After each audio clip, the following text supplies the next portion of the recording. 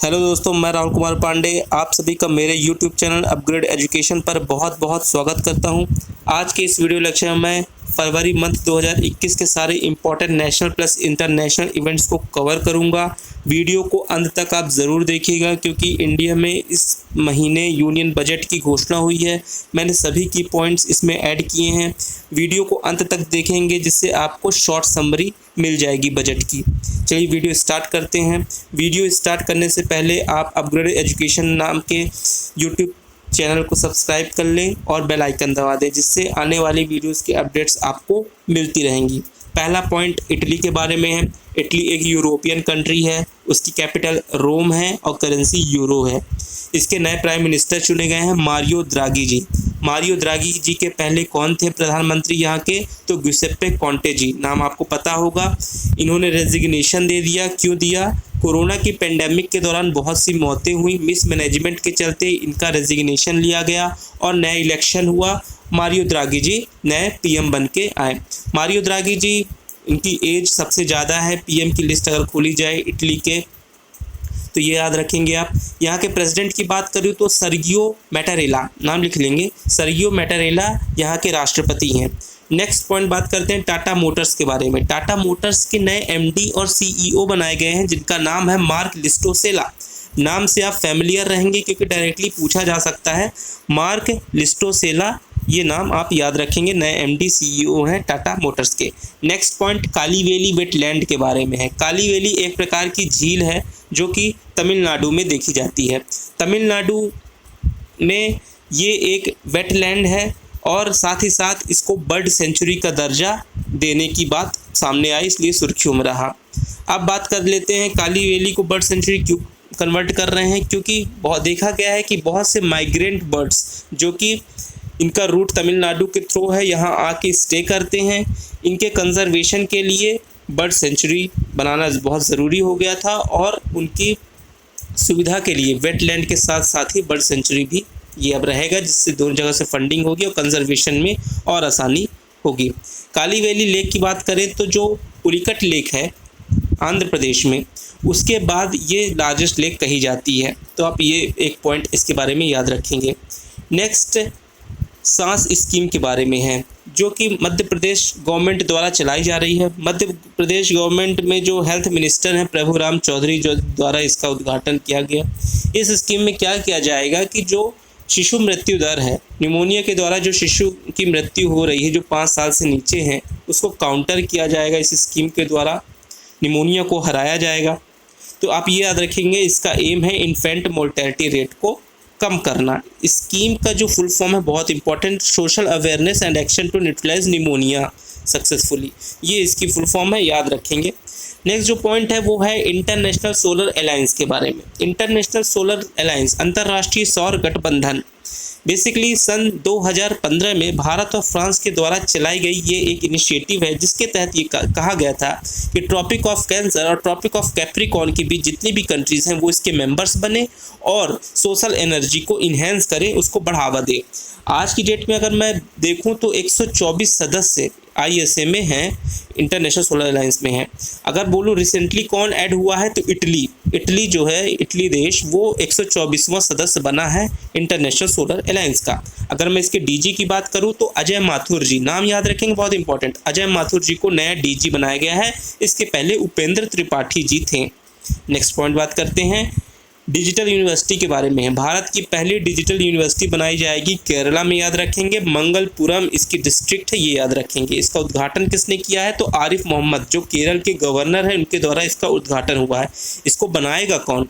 इसको बनाने के लिए जो साइन किया गया है वो Indian institute of information technology, Indian institute of information technology and management जो केरला का है वही डिजिटल यूनिवर्सिटी को बनाएगा। तो आप ये याद रखेंगे। ये मैंने कुछ पिक्चर्स लगाई हैं जिसको समझने में आपको आसानी होगी। आपको पता होगा ये पिक्चर मैंने किसकी लगाई है, तो ये कालीवेली लेक वेटलैंड जो है उसकी पिक्चर लगाई है। आप देख रहे होंगे ये जो माइग्रेंट बर्ड्स हैं वो आके यहाँ के स्टे कर रहे हैं, है ना। इसी वजह से बर्ड सेंचुरी इसको कन्वर्जन किया गया है। मारियो द्रागी जी जो कि सबसे उम्रदराज प्रधानमंत्री होंगे इटली की, ये इनकी पिक्चर लगी है। और ये है इंटरनेशनल सोलर अलायंस के नए डीजी डॉक्टर अजय माथुर जी। तो इन सब के बारे में आप याद रखेंगे। नेक्स्ट फेमिना मिस इंडिया के बारे में है। फेमिना मिस इंडिया 2020 के विजेता घोषित हुई फरवरी महीने में, जिनका नाम था मनसा वाराणसी। अब वाराणसी से आप उत्तर प्रदेश ना पहुंच जाइएगा, तेलंगाना की रहने वाली हैं ये। फेमिना मिस इंडिया का कौन सा एडिशन था, तो याद रखेंगे 57th एडिशन था। पूरी तरह से यह एक डिजिटली रूप से ऑर्गेनाइज करवाया गया था मुंबई में, तो आप ये याद रखेंगे। और ये इसके साथ ये याद रखेंगे जो फेमिना मिस इंडिया होती हैं वो आगे चलकर मिस वर्ल्ड के लिए नॉमिनेट या रिप्रेजेंट करती हैं इंडिया को, तो आप ये याद रखेंगे। तो जो मनसा वाराणसी हैं वो मिस वर्ल्ड 2021 का जो कॉन्टेस्ट होगा उसमें ये इंडिया को रिप्रेजेंट करेंगी, याद रखेंगे। नेक्स्ट जो पॉइंट है वो है नरेंद्र मोदी क्रिकेट स्टेडियम के बारे में। नरेंद्र मोदी क्रिकेट स्टेडियम के पहले आप यूपी के बजट की बात कर लेते हैं। यूपी का बजट बेसिकली इंडिया के पूरे स्टेट्स को आप देख लीजिए तो जो इंडिविजुअली जिस स्टेट का बजट होता है उसमें सबसे ज़्यादा बजट यूपी गवर्नमेंट का ही होता है। इस बार 5.5 लाख करोड़ का एनुअल बजट की घोषणा हुई है 2021-22 के लिए। 20% का ग्रोथ बताया जा रहा है। और 20% कब से, तो 2019-20 से इस बार कैलकुलेट किया गया है। 2020-21 से नहीं, याद रखेंगे 2019-20 से क्यों किया गया है, क्योंकि कोरोना पेंडेमिक के दौरान 2021 को टॉलरेट नहीं किया जा रहा है किसी भी स्टेट द्वारा। तो अगर इससे कंपेयर करें तो 20% का ग्रोथ रेट देखने को मिला है एनुअल बजट में, तो आप ये चीज़ याद रखेंगे यूपी के दृष्टिकोण से। और इसके फिनेंस मिनिस्टर कौन है, सुरेश खन्ना जी फिनांस मिनिस्टर हैं यूपी के। नेक्स्ट पॉइंट है नरेंद्र मोदी क्रिकेट स्टेडियम के बारे में। इसका नाम पहले मोटेरा स्टेडियम हुआ करता था, आपको पता होगा। ये अगर इसकी बात करें तो ये वर्ल्ड लार्जेस्ट सिटिंग कैपेसिटी वाला क्रिकेट स्टेडियम बन चुका है 1.32 लाख के साथ। इसके पहले मैं बात करूं कि कौन था, तो मेलबर्न क्रिकेट स्टेडियम आपको पता होगा ऑस्ट्रेलिया का, MCC। यहाँ बेसिकली 1 लाख लोगों को बैठाने की व्यवस्था थी, जो वर्ल्ड लार्जेस्ट क्रिकेट स्टेडियम कहा जाता था। अभी उसको रिप्लेस कर दिया गया है नरेंद्र मोदी क्रिकेट स्टेडियम के द्वारा। अच्छा, बात करता हूँ नरेंद्र मोदी क्रिकेट स्टेडियम, तो ये सरदार पटेल स्पोर्ट इनक्लेव के अंतर्गत आता है। सरदार पटेल स्पोर्ट इनक्लेव के अंतर्गत ये एक पार्ट है नरेंद्र मोदी क्रिकेट स्टेडियम, ये याद रखेंगे। और ये याद रखेंगे कि इसके अंदर 11 पिचेस आती हैं। तो ये बहुत इंपॉर्टेंट पॉइंट्स हैं। लार्जेस्ट क्रिकेट स्टेडियम तो मैंने आपको बता ही दिया। नेक्स्ट पॉइंट बात करते हैं खेलो इंडिया यूनिवर्सिटी गेम्स। अब खेलो इंडिया यूनिवर्सिटी गेम्स क्या है, बेसिकली अमेरिका क्या करता है कि यूनिवर्सिटी में प्रतिस्पर्धा कराता है और इससे जो लड़के निकल के बाहर आते हैं तो उसको ओलंपिक के लिए तैयार करता है। उसी की तर्ज पर भारत में खेलो इंडिया चलाया गया, जिसे यूनिवर्सिटी लेवल पर लड़कों पे स्पोर्ट्स का प्रतिस्पर्धा कराई जाएगी, कंपटीशन कराया जाएगा और उससे जो लड़के विनर निकलेंगे उनको ओलंपिक्स के लिए तैयार किया जाएगा। अच्छा, यह एज याद रखिएगा 25 से ऊपर वो लड़के नहीं होने चाहिए। जो भी खिलाड़ी हैं, चाहे वो पुरुष वर्ग से हो महिला वर्ग से हो, 25 से ऊपर नहीं होंगे, उनको तैयार किया जाएगा। अगर इससे जो विनर आते हैं उनको तैयार किया जाएगा ओलंपिक्स के लिए, तो ये याद रखेंगे। पहला एडिशन हो चुका है भुवनेश्वर का है उड़ीसा में। दूसरा एडिशन कहाँ होगा, कर्नाटका में होगा, ये याद रखेंगे। और ये याद रखेंगे सेकेंड एडिशन खेलो इंडिया यूथ गेम में योगासन और मलखम्ब जो कि मध्य प्रदेश का राज्य की खेल है, इन दोनों को ऐड किया गया है खेलो इंडिया यूनिवर्सिटी गेम्स में। नेक्स्ट बात करते हैं वर्ल्ड रेडियो डे के बारे में। वर्ल्ड रेडियो डे कब मनाया जाता है, तो 13 फरवरी को वर्ल्ड रेडियो डे मनाया जाता है। इसकी थीम है new world new radio, new world new radio. अगर बात करें कि वो रेडियो का आविष्कार किसने किया था, तो मार्कोनी जी ने किया था। मार्कोनी जी ने रेडियो का आविष्कार किया था, तो याद रखेंगे। नेक्स्ट पॉइंट है एशियन क्रिकेट काउंसिल के बारे में। एशियन क्रिकेट काउंसिल का चेयरमैन जो हैं वो जय शाह जी को बनाया गया है। बेसिकली चेयरमैन नहीं बनाया गया है इनको बनाया गया है प्रेसिडेंट। जय शाह जी को बनाया गया है प्रेसिडेंट बनाया गया है। जय शाह जी अमित शाह जी के पुत्र हैं, जो कि Amit Shah ministry of home affairs गृह मंत्री हैं। बात करते हैं कि इसके जो प्रेसिडेंट हो गए हैं जय शाह। चेयरमैन कौन है, तो चेयरमैन है अमिताभ चौधरी जी, ठीक है, याद रखेंगे। 2 डेजिग्नेटेड पोस्ट होती हैं, तो इन दोनों के बारे में आप याद रखेंगे। एशियन क्रिकेट काउंसिल की जो स्थापना थी वो कब हुई थी, तो 1983 में स्थापना हुई थी। और इसका जो हेडक्वार्टर वो कोलंबो श्रीलंका में है, ये याद रखेंगे, इंडिया में नहीं है इसका headquarter. Next point world trade organisation के बारे में। वर्ल्ड ट्रेड ऑर्गेनाइजेशन की स्थापना कब हुई थी, तो 1995 में इसकी स्थापना हुई थी, 1 जनवरी 1995 को। वर्ल्ड ट्रेड ऑर्गेनाइजेशन में 164 सदस्य हैं। अब इसके नए डीजी बनाए गए, इसलिए सुर्खियों में है। इनका नाम है नागोजी ओकोजो एविएला। ये बेसिकली इनके नए डीजी, ये महिला हैं और इतिहास में ये पहली महिला है जो WTO की नई डीजी बनी है। ये बिलोंग कहाँ से करती हैं, अफ्रीका की, तो ये पहली अफ्रीकन भी हैं नाइजीरिया से बिलोंग करती हैं और ये 7th डीजी हैं, 7वीं डायरेक्टर जनरल हैं, याद रखेंगे। नेक्स्ट पॉइंट बात करते हैं माँ योजना। माँ योजना बेसिकली पश्चिम बंगाल द्वारा चलाई गई एक स्कीम है। वहाँ जो रूलिंग पार्टी है उसका नाम है टीएमसी, तृणमूल कांग्रेस। तृणमूल कांग्रेस का स्लोगन है माँ माटी मानुस, माँ माटी मानुस। अब माँ माटी मानुस से ही ये माँ लिया गया है और इसी की तर्ज पर माँ योजना चलाई गई है, ये याद रखेंगे आप। इसका एम ये है कि 5 रुपये में भरपूर भोजन गरीबों को कराया जाए। ये मैंने पिक्चर लगाई है मनसा वाराणसी जी, जो कि तेलंगाना से बिलोंग करती हैं, याद रखेंगे। नेक्स्ट है WTO की नई डीजी जो कि नगोजी ओकोजो एविएला, याद रखेंगे, बहुत इंपॉर्टेंट है। नेक्स्ट पॉइंट है मुख्यमंत्री अभ्युदय योजना के बारे में, जो कि यूपी गवर्नमेंट की एक बहुत लोकप्रिय योजना है। इसमें जो फिनेंशियली वीकर सेक्शन के जो छात्र हैं, चाहे वो SC/ST हो, चाहे OBC हो, चाहे जनरल के हों, अगर फिनेंशियली वीक हैं और उनको इंजीनियरिंग की कोचिंग करनी है, नीट की करनी है, JEE की करनी है, या फिर IAS की करनी है, UPSC UPPSC, तो उनको फ्री कोचिंग उपलब्ध कराना है यूपी गवर्नमेंट के द्वारा। ये इस स्कीम का एक एम है, तो याद रखेंगे, बहुत ही फेमस स्कीम है। नेक्स्ट बात करते हैं डेमोक्रेटिक रिपब्लिक ऑफ कॉन्गो। पहली बात तो जानिए कि ये देश आता कहाँ, तो अफ्रीका का एक बहुत बड़ा देश है democratic Republic of Congo. Second largest country Africa का कहा जाता है, पहला कौन है, अल्जीरिया है, ये भी याद रखेंगे। डेमोक्रेटिक रिपब्लिक ऑफ कॉन्गो की जो कैपिटल है वो क्या है, तो कैपिटल याद रखिएगा किंशासा है। क्या है कैपिटल, किंशासा। और इसकी जो करेंसी है वो क्या है, फ्रैंक, कॉन्गोलीज फ्रैंक। फ्रैंक जो है ये अफ्रीका के 14 देशों की करेंसी है, ये आप नोट कर लेंगे, ठीक है। तो उसमें से ये डेमोक्रेटिक रिपब्लिक ऑफ कॉन्गो की भी है। अगर अभी ये सुर्खियों में इसलिए है क्योंकि इनके नए प्रधानमंत्री चुने गए हैं, जिनका नाम है समा लुकोंडे। क्या नाम है, समा लुकोंडे, ये नाम याद रखेंगे, नए प्रधानमंत्री चुने गए हैं।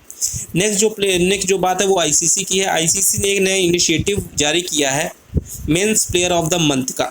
Mains player of the month चुनेंगे वो, जिसमें से कि इसी साल 2021 में स्टार्ट किया गया है। तो जनवरी महीने में ऋषभ पंत को चुना गया है और फरवरी महीने में R अश्विन को चुना गया है, तो याद रखेंगे, पूछा जा सकता है। नेक्स्ट पॉइंट की बात करता हूँ तो वो है नेशनल वुमेंस डे के बारे में। नेशनल वुमेंस डे किसके बर्थ एनिवर्सरी पे बनाया जाता है, तो सरोजनी नायडू, भारत की कोकिला कही जाती हैं सरोजनी नायडू, उनके बर्थ एनिवर्सरी पर नेशनल वुमेंस डे मनाया गया है। इनका जन्म अगर मैं पूछूं तो 13 फरवरी को ही हुआ था। कब हुआ था, 1879 को हुआ था। कहाँ हुआ था, तो हैदराबाद में हुआ था, ये याद रखेंगे आप। डेथ की बात करूँ तो 1949 में इनकी डेथ हुई थी, ठीक है। और कहाँ हुई थी, लखनऊ में हुई थी, ठीक है, लखनऊ में हुई थी सरोजनी नायडू जी की निधन। नेक्स्ट पॉइंट बात करते हैं तो साइंस सिटी के बारे में है। साइंस सिटी का रेजोल्यूशन पास किया गया है, बेसिकली देहरादून में साइंस सिटी बनाया जाएगा। इसका जो कॉस्ट है वो 173 करोड़ का कॉस्ट है।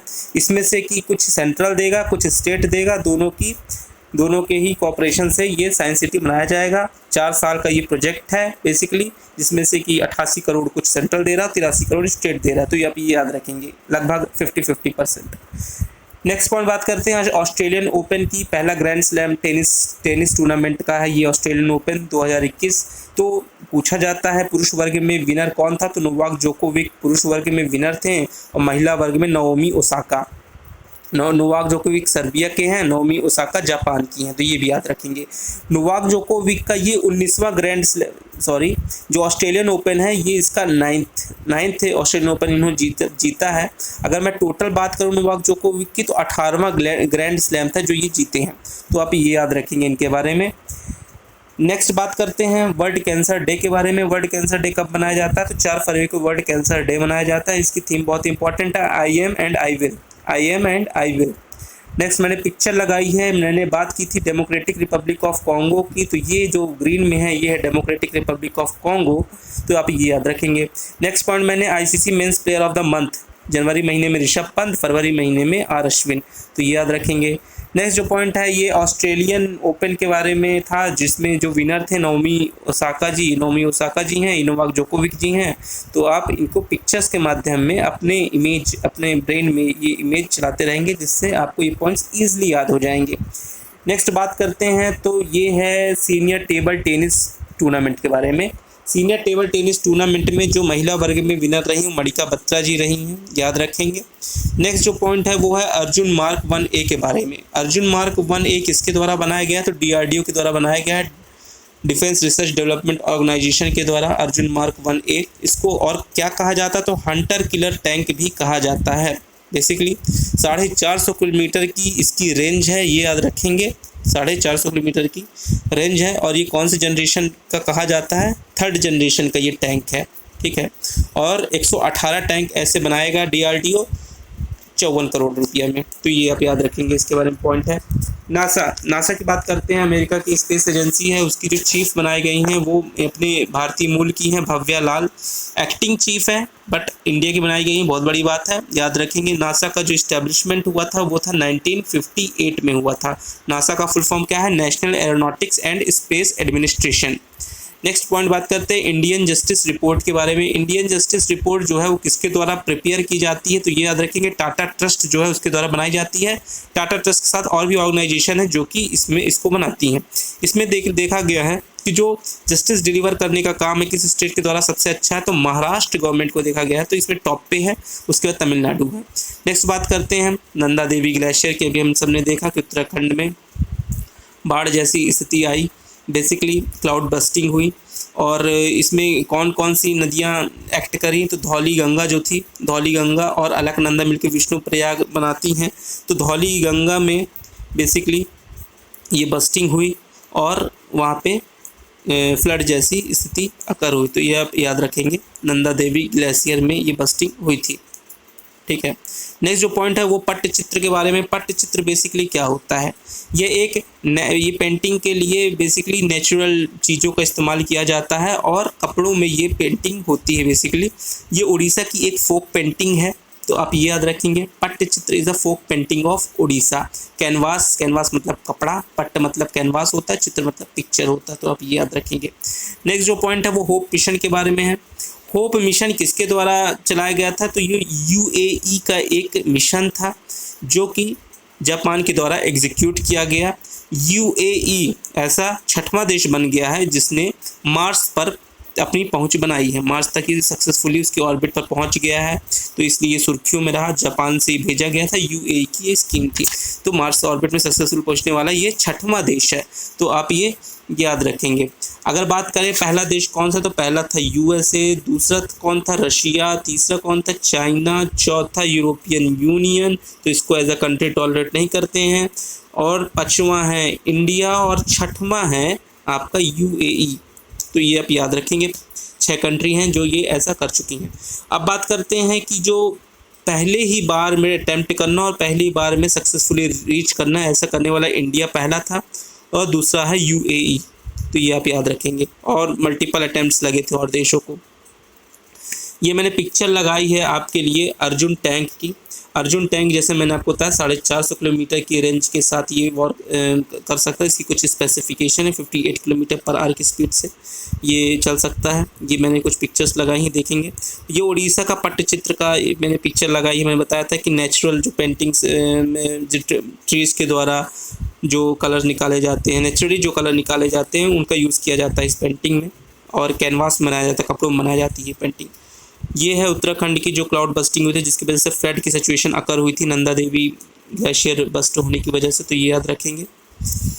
धौली गंगा रिवर है जिसमें ये फ्लड की सिचुएशन अकर हुई थी।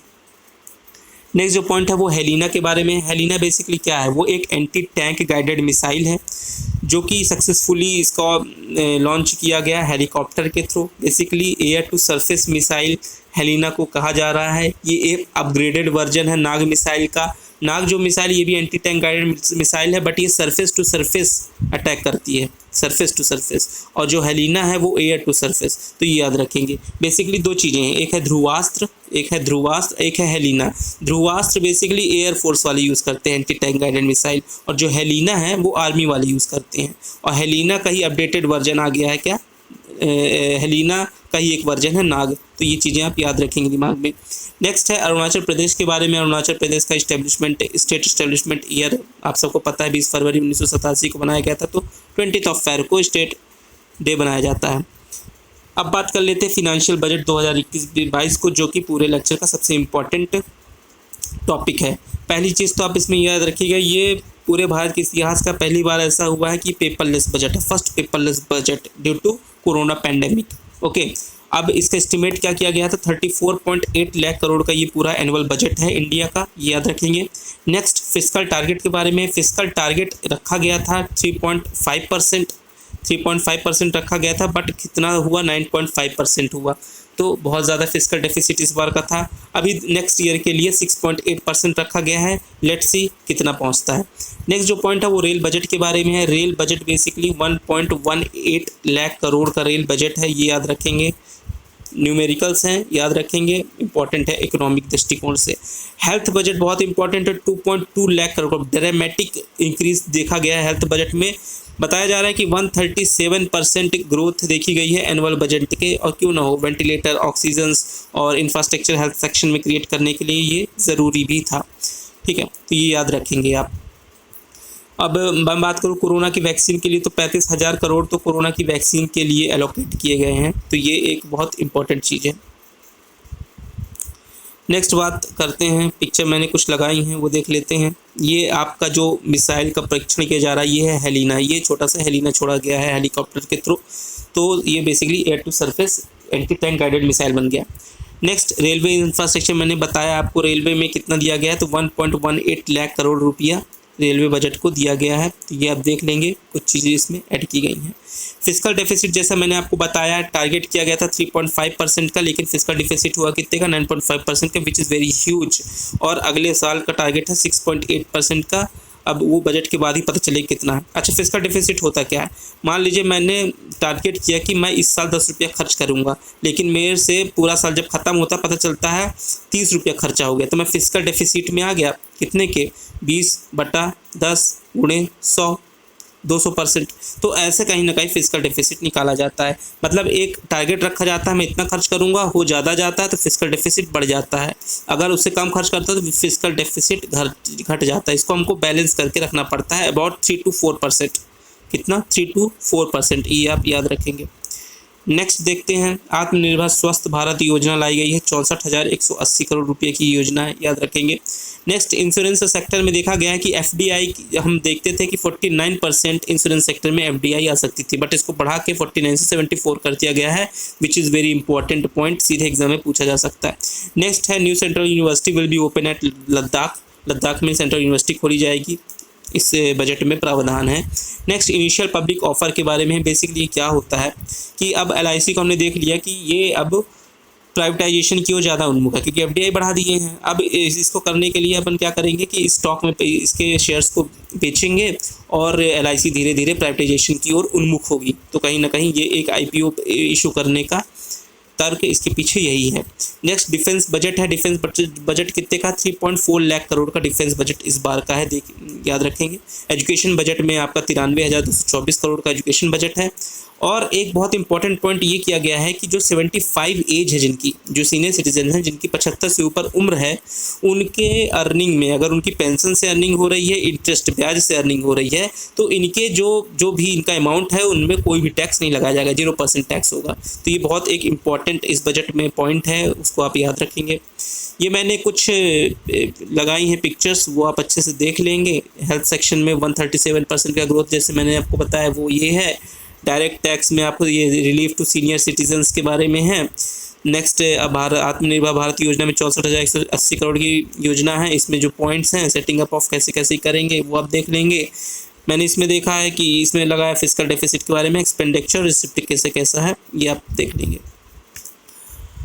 नेक्स्ट जो पॉइंट है वो है after 20 years registration of personal vehicle. हम सबको पता है कि जो बाइक या फिर कोई भी पर्सनल व्हीकल है उसका जो रजिस्ट्रेशन होता है, अगर उसका रजिस्ट्रेशन 20 साल से ऊपर हो गया है तो वो अब रोड में नहीं लाई जा सकती हैं। ये एक प्रावधान इस एनुअल बजट में लाया गया है। ये बेसिकली BS4 BS6 का जो इनिशिएटिव है उसके तहत ये किया गया है। अच्छा, पर्सनल व्हीकल में तो 20 साल का है, अगर वही कमर्शियल व्हीकल की बात करें तो 15 साल से ज़्यादा अगर उसका रजिस्ट्रेशन की डेट से हो गया है तो वो अब रोड में नहीं लाई जा सकती हैं। ये भी एक बहुत इंपॉर्टेंट पॉइंट है।